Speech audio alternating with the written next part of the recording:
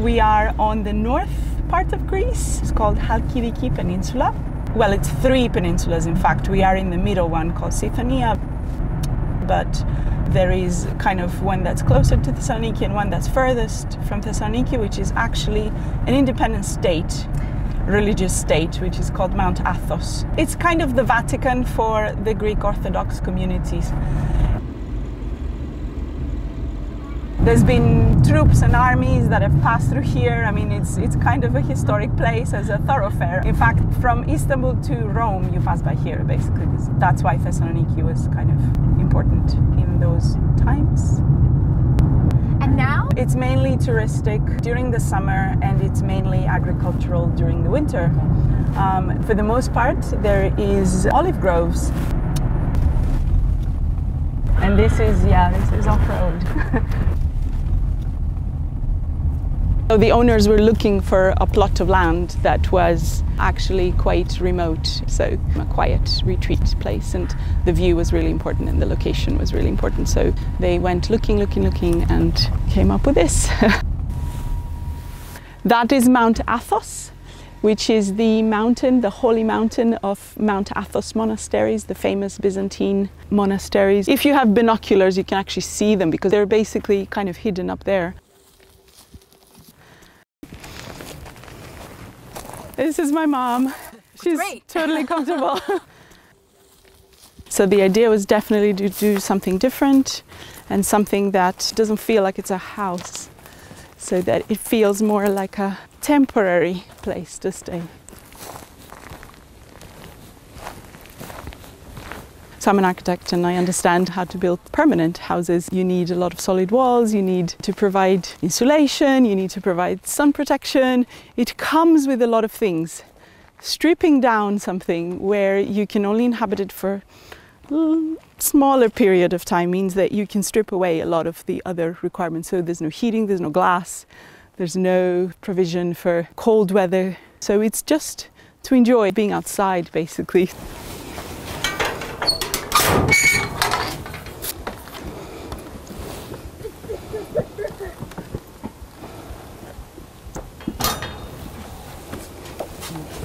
In this case, the walls are moving so that you get kind of maximum flexibility.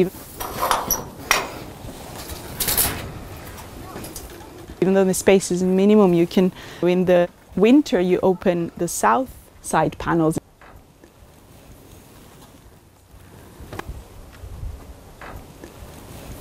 And in winter, in fact, it's possible to actually come here, spend the day, and if the sun's shining, you don't need heating. It's perfect. The reason why the deck is here is because what you don't want to have in the summer is actually a hot concrete slab being kind of exposed to the sun all day long, because then the heat will accumulate into this slab and it will heat. It will be like underfloor heating for the house. And so you don't want that. So once you have the panels closed, the concrete is kind of in the shade and cool. And what you have here is a wooden deck that has no thermal mass and it doesn't absorb any heat. On the north side, you do have the concrete because there it's actually shaded and cold, and in fact it's a good thing to have on the north side.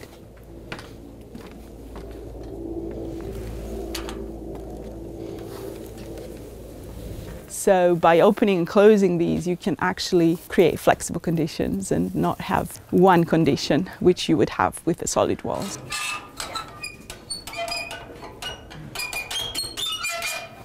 There's definitely different typologies through history of temporary spaces like a loggia or a terrace or a pergola, or especially around here in the Mediterranean. There are historical examples of spaces that are just not completely enclosed.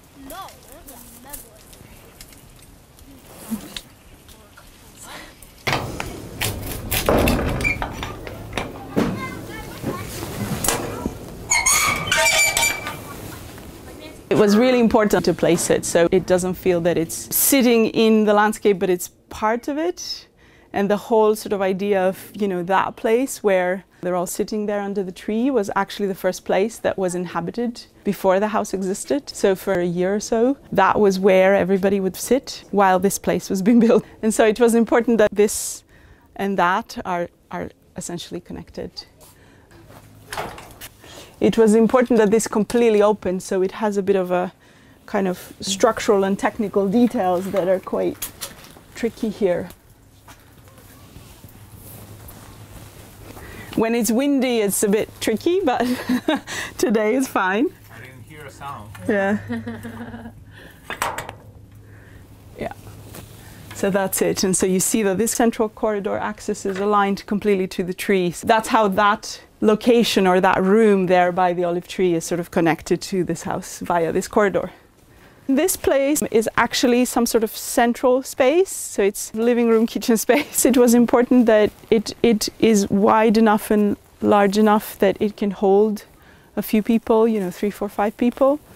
It opens up completely, and so you sit here, you have the view, you have the breeze. This is the most important kind of central part of the whole design. And again, the other very important decision is you don't have a column here. So structurally, the whole structure works so that there's no need for a column. The whole thing cantilevers here. That way you have this space free and open. Part of the interior partitions and the west partition is made up of these metal closet storage areas. So what is otherwise walls is made up of closets actually.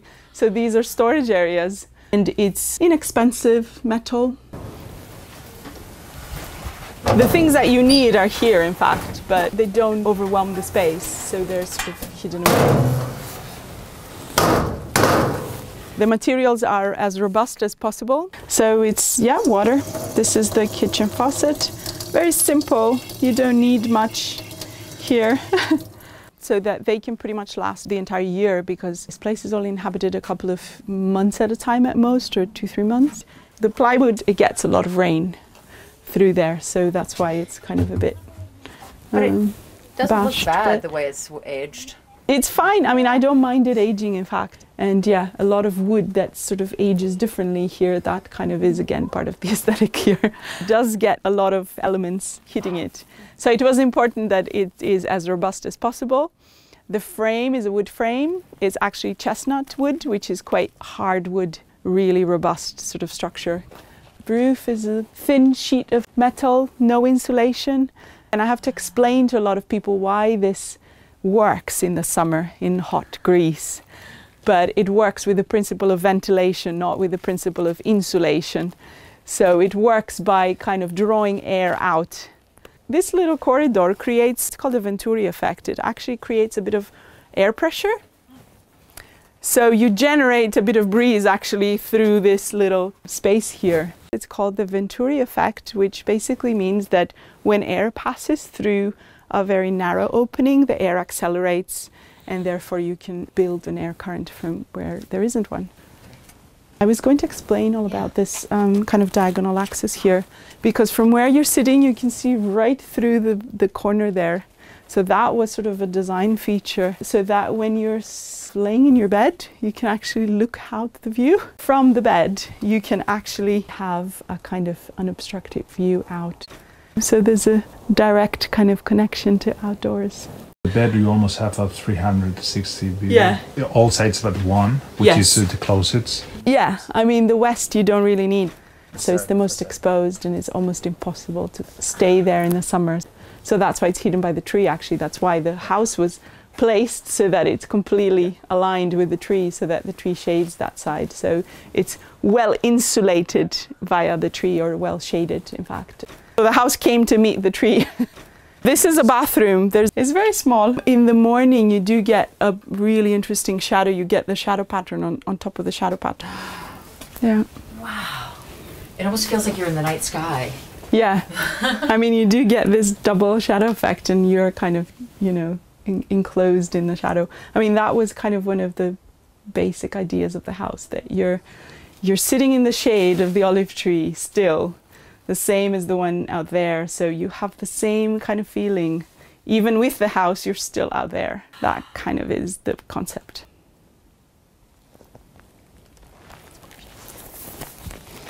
So the perforations, what's really important, I had to calculate the scale of these to be the same as the scale of those so that you don't see them as caricatures or sort of wrong.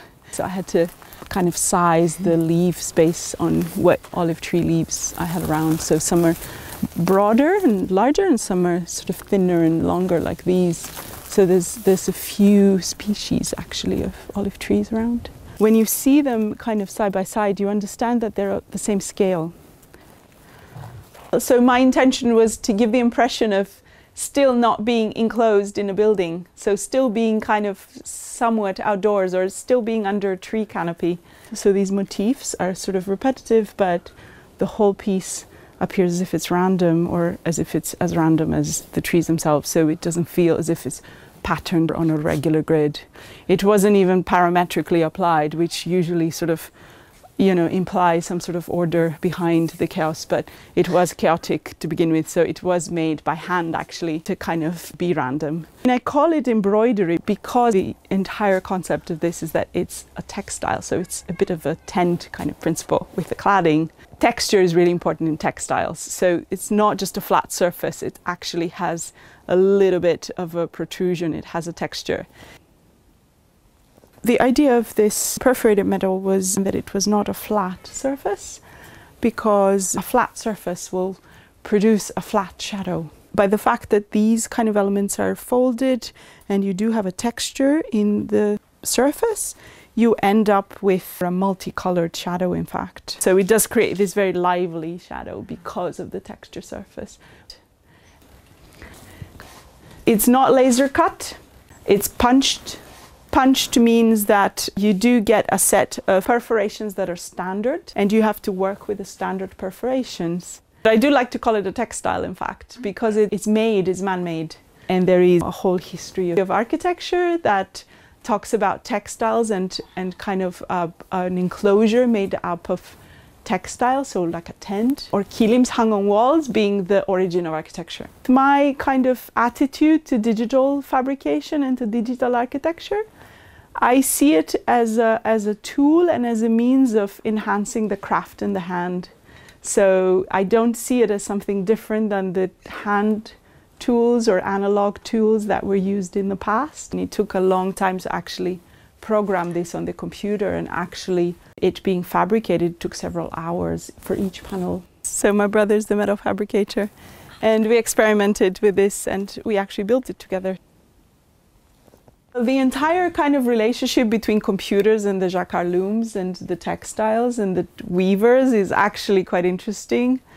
All the weavers claim that they understand kind of how computers work, because the way that a textile is produced is actually quite numerical. Again, it's sort of all to do with up and down or 0, 1, 0, 1. I mean, it's the same logic. So textiles and kind of digital fabrication are linked.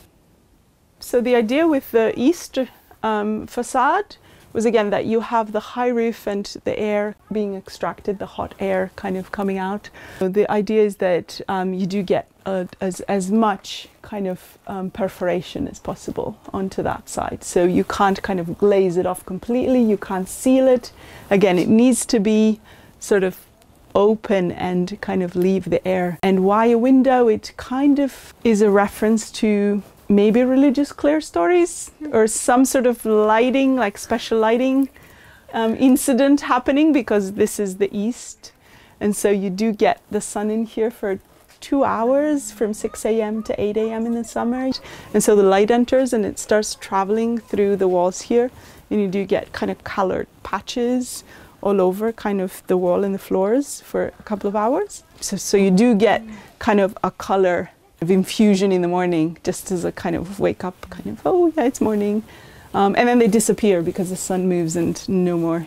So I knew the house had to finish here because these rocks were here. And I knew that, you know, this axis would take you between these rocks. So it was, yes, like a Japanese type of placing, again, the house with the landscape. So this line, I had to lay some ley lines. So it was me with like thread kind of, you know, mapping out where the whole thing will just sit. It was that and calculating the sun and orientation that made it work.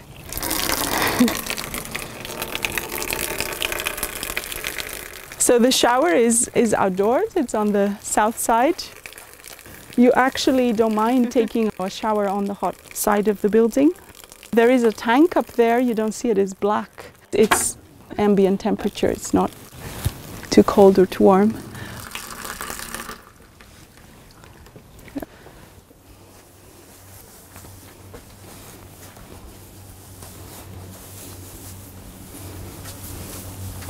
The other thing that you notice is that you have the mosquito nets, very, very important. Missing the mosquito net is not a good idea here because there is a lot of bugs and life and, you know, and there's also a lot of wilderness here at night.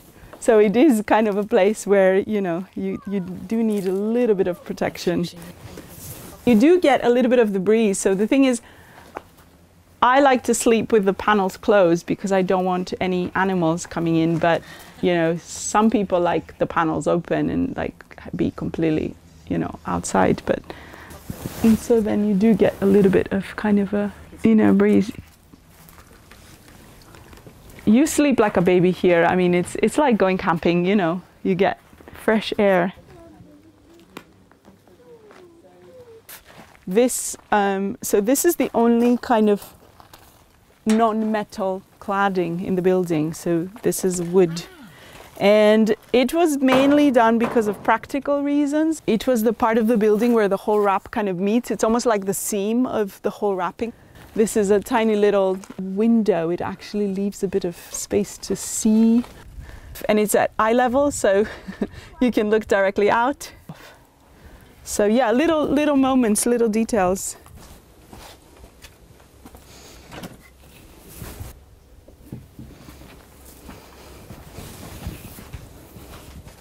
A lot of colleagues who've asked, what would you do if you were to build in the city? This is a countryside and it's actually in the Mediterranean and the weather's perfect, so you got it lucky here and you couldn't build this possibly anywhere else in the world. But I've kind of come to observe people being comfortable, being outside in all latitudes and under all weather conditions. It's not a matter of the weather. It's actually the will to be outside that kind of overrides everything else. That may be kind of not completely comfortable or not completely up to standards or what we consider kind of comfortable. But then you can do it on a temporary basis. You don't need to stay outside for too long if you don't want to. So my argument is that you just create the space and then people can use it or not use it and have a choice, in fact.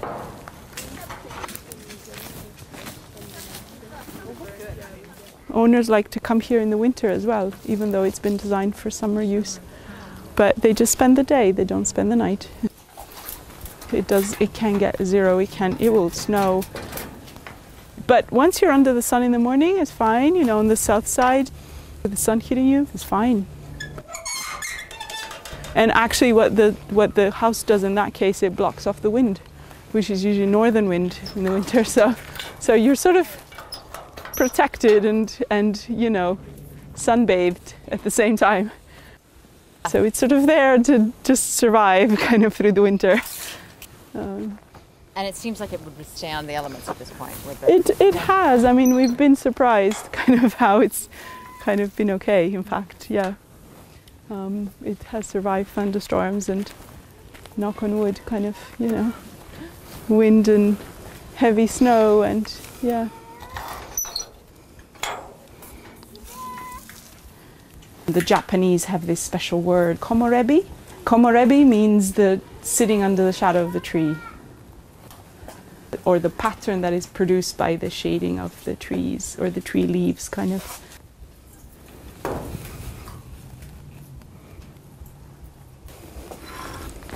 So you have a name for this, right?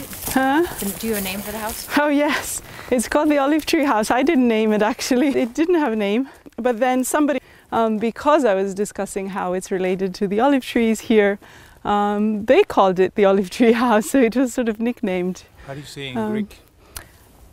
Το σπίτι της ελιάς, the house of the olive tree.